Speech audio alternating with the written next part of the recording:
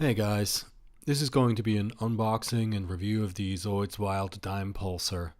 We're going to do things a little differently this time. I'm going to skip the build and just go straight from the unboxing to the pictures and the footage of it in action. To be honest, I think that's what most of you do anyway, right? But let's just get started here. First of all, I have to say I'm a little surprised by the size of this box. It's the same size as the Fang Tiger, and I don't know. I expected this guy to be smaller. Anyway, we've got pretty much the usual on here. You've got the Photoshop cover image showing these the back fin as if it's like glowing or heating up or something. Um, Nothing out of the ordinary on the sides. We have parts backs, bone mode, regular mode. Wild Blast mode, this all pretty much looks like what you would expect. So let's not waste any more time on this and just get these parts out of the box here. Of course, there is the brown digital camo insert, if I can get the stuff out of here. Just whacking my microphone, that probably sounds awesome. It's the instruction booklet. A bag, B bag, S bag, and yeah, just the one gearbox. I thought from the way that the Wild Blast mode looks that there might be two here, but like an additional gearbox that goes on the back here to drive the Wild Blast mode, but nothing like that in here. This is just a regular standard gearbox with the gear on top here and these two on the side to drive the leg movement. And yeah, let's just get these parts out of these bags, because like I hopefully said in the intro, I'm not going to show you guys how I built this. I'm just going to do a quick unboxing here. So let's see. A1. This knife is might as well do this with my teeth. Hold on. Let's dump this bag here. Okay, this is obviously these are the parts that drive the rear legs, right? You've got the usual ribs here on the side. This looks like parts of the tail, if I had to guess. Mechanical greeblies featuring the usual bone detail here. This Oh, no, mechanical greeblies. These are the legs, if I had to guess. Yeah, it's probably the legs. Number two.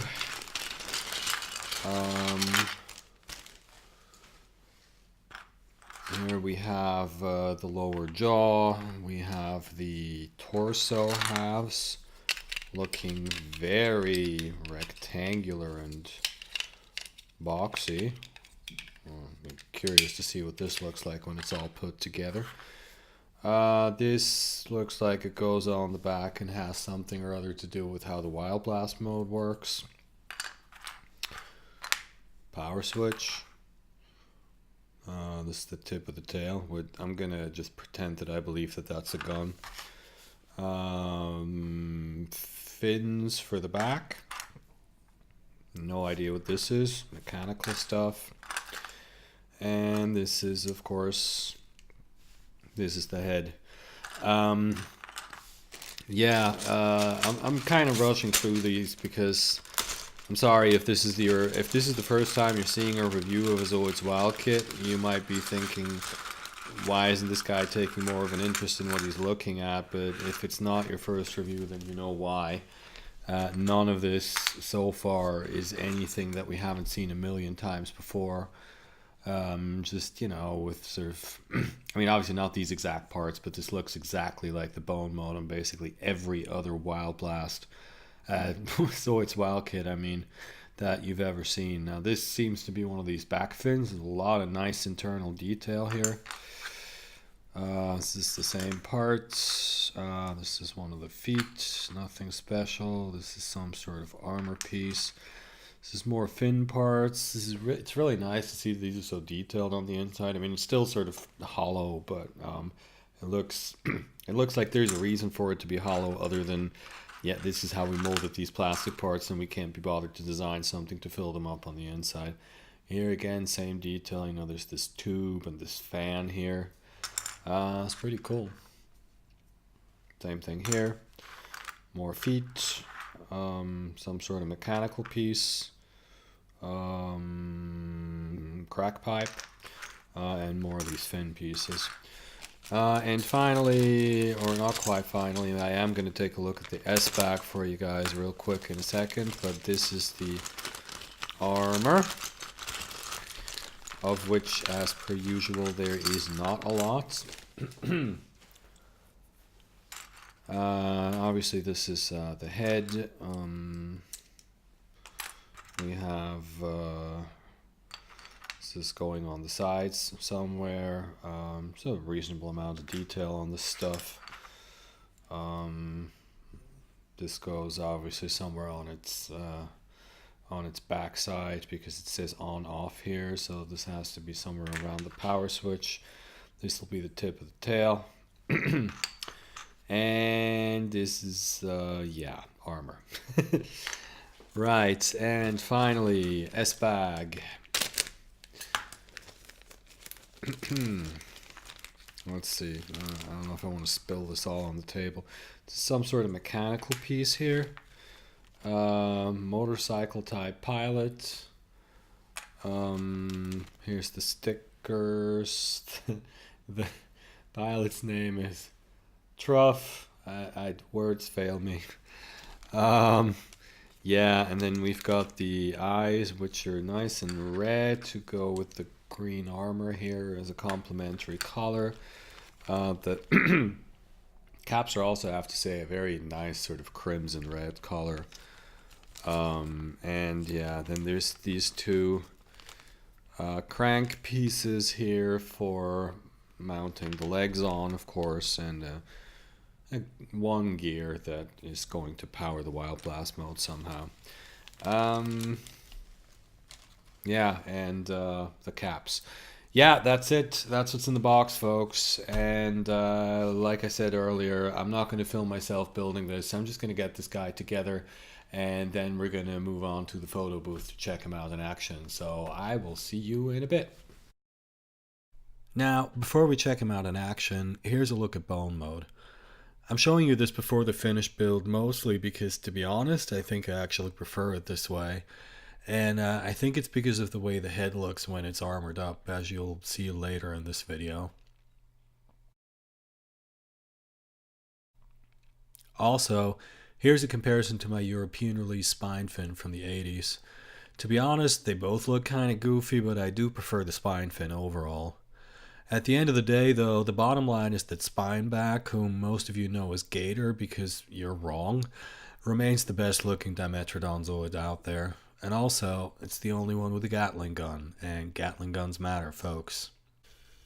Anyway, here's the Dimepulsar in motion. The tail and the head both move side to side, and the mouth opens and closes. The head movement is driven by the simplest mechanics you could possibly imagine, and it actually ends up looking pretty decent.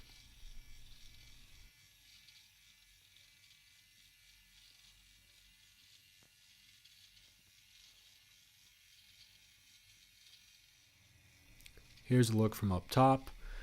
The middle segment of the tail is driven by a proper mechanism, but the tip just kind of flops around.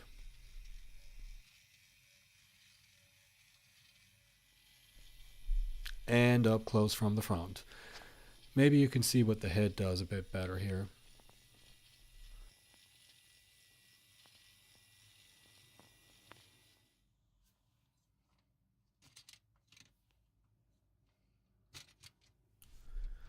Now, to turn on Wild Blast mode, you have to move these parts on the side down to unlock the fin segments, and then it does this. And honestly, I still don't know if I love it or hate it. It's definitely weird, but it also seems to work really well, so I don't know.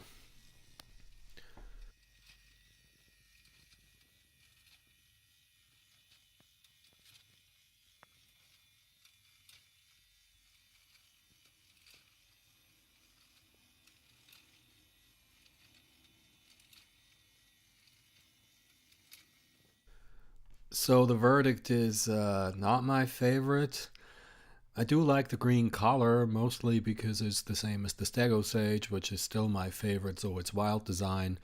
It walks okay, and the Wild Blast mode, yeah. But it's hard to get over just how ugly this thing is. I mean, look at his face. It's ugly. And look at these proportions. It just looks dumpy and weird. Then again, that's kind of personal preference, and if you disagree with me on the looks, there's nothing terribly wrong with it that should stop you from buying it, so by all means, go ahead. I will secretly be judging you, though.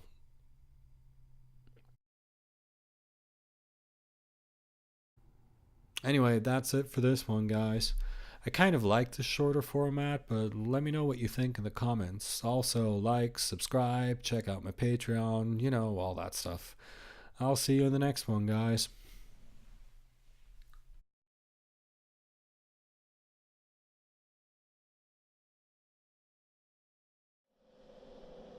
RoboShop.